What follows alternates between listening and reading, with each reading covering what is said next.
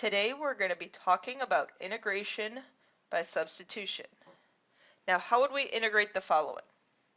You wouldn't want to multiply out x squared plus 1 to the 50th power. But what if you made this piece in here be u? And what if I took the derivative of that with respect to x?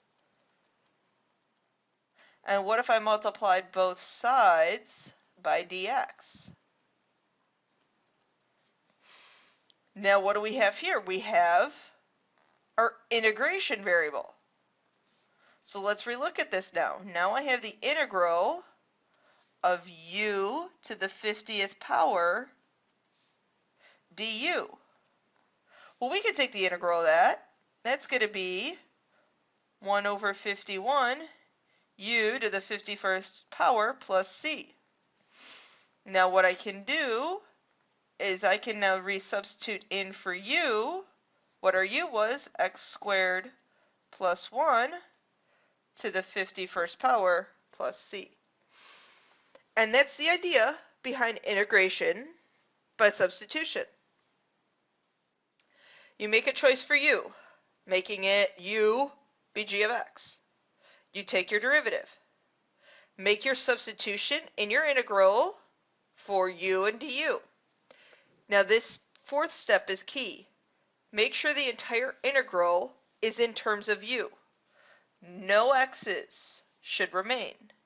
So if you know you have x's remain, or if you can't take the integral of what you have, you need to try a different u. Something you want to look for is look for a function that is the derivative of u. That's going to tell you what your u should be.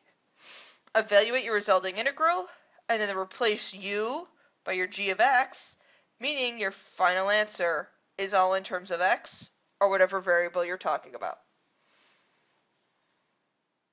Our first example, I tell you what u is. We have u is equal to 4x squared plus 5. So let's find what our du dx is. That's going to be equal to 8x. Let's look at our integral. Let's pull out that 3. Because on the bottom, we have our 4x squared plus 5, which is our u. On the top, we have x dx. Now, the reason we're picking u to be 4x squared plus 5 is because part of your derivative is sitting right there. I just need to add in the 8. Okay? Actually, what we need is we need this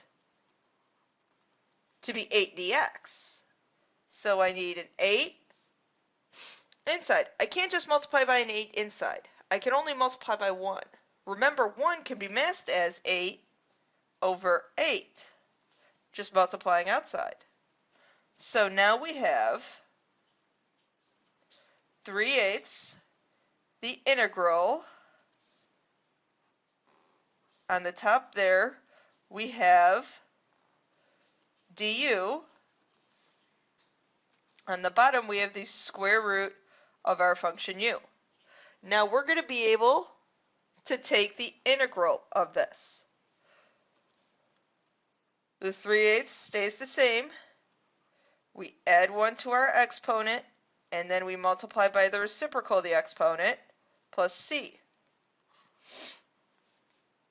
Now 3/8 times 2 is 3/4, u to the 1/2, and don't forget your plus c. Now our u was 4x squared plus 5.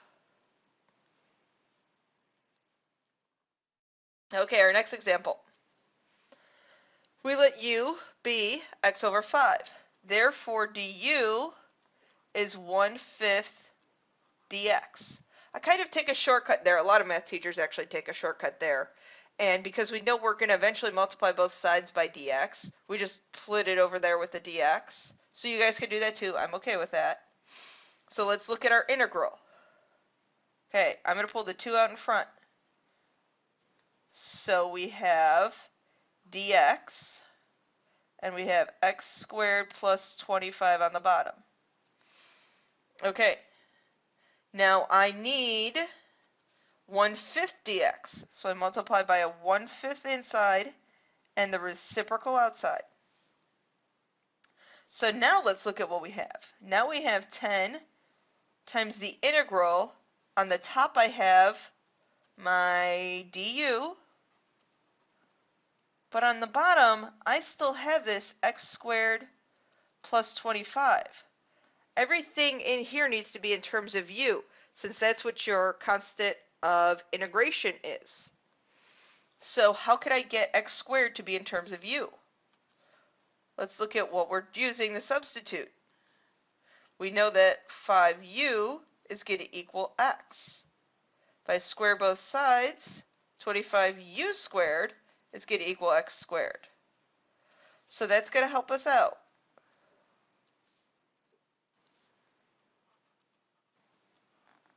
X squared, we just said, was 25u squared.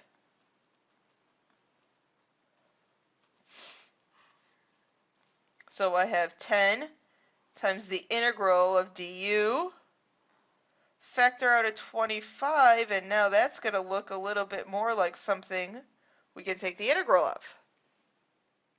If I pull out the 10 and the 25 in front, we get 2/5 the integral of du over u squared plus 1. 1 over u squared plus 1, that's your inverse tangent of u plus c. But what's our u? Our u was x over 5. Next example. I know what the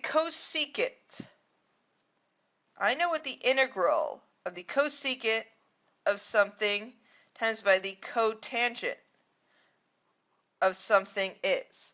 The 5x, I don't know how to deal with that. What if I make that my u? What if I make that my u? So therefore du is 5 dx. So I need a 5 inside, a 1/5 outside. Now I can take the integral of that. What function's derivative is cosecant cotangent? Well, that is the negative cosecant of u plus c.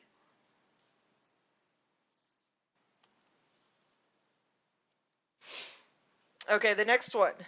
And this one talks about when you're trying to pick your u, the hard part, again, is look for the derivative of your u somewhere in your problem. In this case, if we let our u be the square root of y, du is going to be 1/2 y to the negative 1/2 dy. Well, I have the dy, I have the y to the negative 1/2. I need to multiply by 1/2 inside and a 2 outside. So now we have the integral of 2 e to the u du. What function's derivative is e to the u? Well, that is e to the u plus c.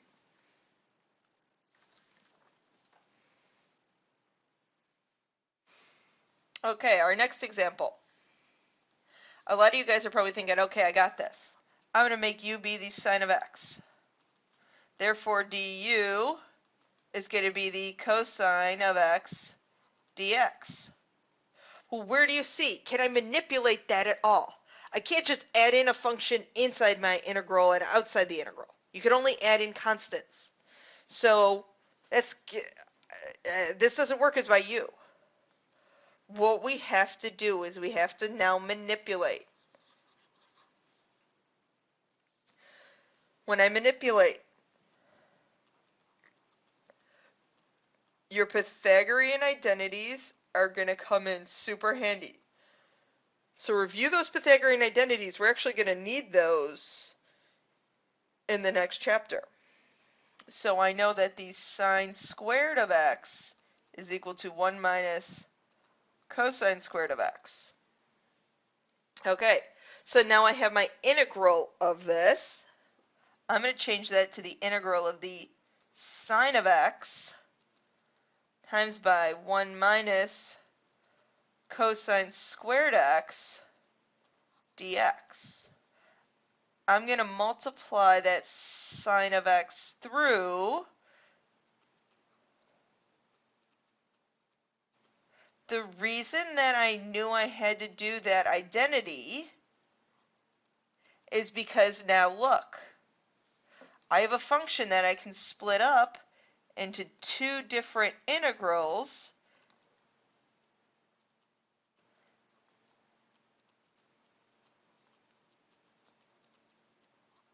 And I know I can take the integral of each one of these two terms separately.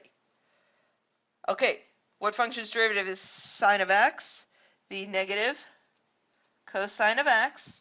Now normally we'd put a plus c, but let's put 1 plus c for the whole integral. Minus. Now, this is where our u substitution comes into play. U is going to be equal to the cosine of x. Du then is equal to the negative sine of x dx. So I have my dx, I have my sine of x. I need a negative, negative. So this sign down here changes to a plus. Integral of u squared du. Negative cosine of x plus 1/3 u to the third. U is the cosine of x plus c.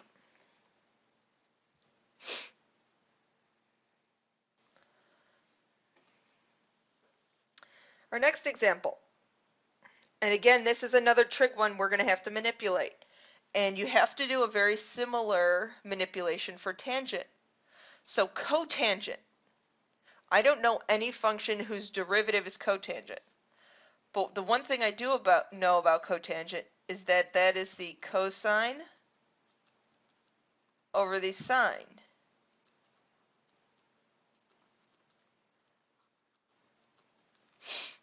Okay, so let's try this. Let's now pick a u. Now remember, I'm telling you guys to look for your derivative of your u somewhere in your function. So if I let u be the cosine of 3x, du is going to be the negative sine of 3x times by 3 dx. Well, I could get that negative 3 in there pretty quickly, and the dx is already there, but the sine of 3x is in the denominator. And this implies that the sine 3x would have to be in the numerator. So I've chosen the wrong u.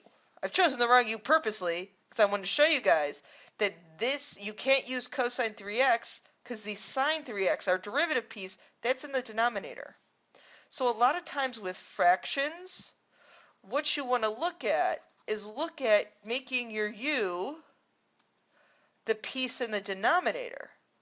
If I make that the piece in the denominator, look what happens. Our derivative is 3 cosine 3x dx. We have dx, we have cosine 3x, multiplied by 3 and 1/3. I now have 1/3 the integral of 1 over u du. What function's derivative is 1 over u? Well, that's the ln of x. What was x? The sine of 3x. And then add in your plus c. Okay, that is it for today's video. Please make sure your lesson summary is submitted on time.